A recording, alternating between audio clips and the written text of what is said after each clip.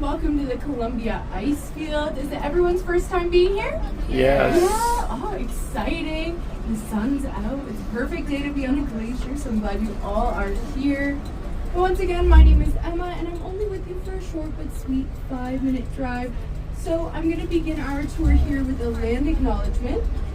The Columbia Icefield borders traditional First Nations Treaties 6 and 8, as well as Métis District 4. Coming from around the world, it's important that we acknowledge our own connections to the land. And myself, I'm from around Niagara Falls, Ontario, so I typically acknowledge the Dish with One Spoon Wampum Agreement between the Anishinaabe and the Haudenosaunee peoples. But learning from the stewards of the land really helps us protect and reconcile with both the land itself and our Indigenous partners. We learned so much from them here at the Columbia Icefield, including the Stoney people named our Athabasca Glacier Chahatonga, which means big ice. And when looking out the right-hand side of the bus, I would say that's a very fitting name for our glacier here. Definitely some big ice out there. We'll all see that very soon.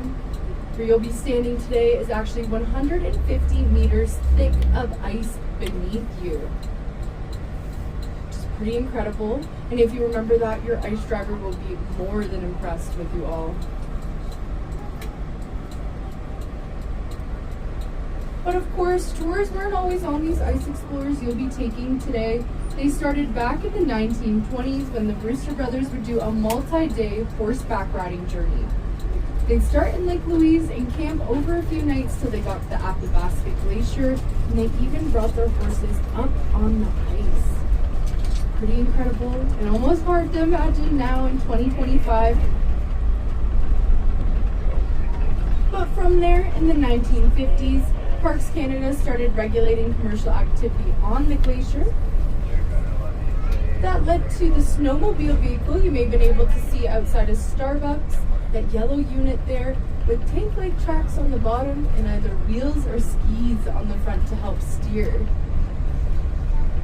The next vehicle that came was nicknamed the Shake and Bake. It had no suspension and you couldn't open the windows, so it made for a very hot and bumpy ride. Perfect name for it as you were shaking and baking your way down to the glacier there. But the problem with the Shake and Bake is that it would cut up the surface of the ice. Of course, we don't want to do that here. We want to preserve our glacier. So Brewster worked with a company called Foremost to develop our Terra buses, or ice explorers, which you'll be on today. In 1983, there was actually all 3 forms of glacial travel on the Athabasca at one time, those being the snowmobile, the Shake and Bake, and the Terra buses, or the ice explorers. But now, as we come over this hill here, we get our first glimpse out the front of the bus of those ice explorers. Just waiting for you here in our transfer bays. But now that we are approaching, I just want to let you know to please collect all of your belongings as you head off today, because I unfortunately may not be your driver on the way back. So please take everything with you today as you head onto those ice explorers. If you have any trash as well, there are bins here which I can direct you towards, so please let me know.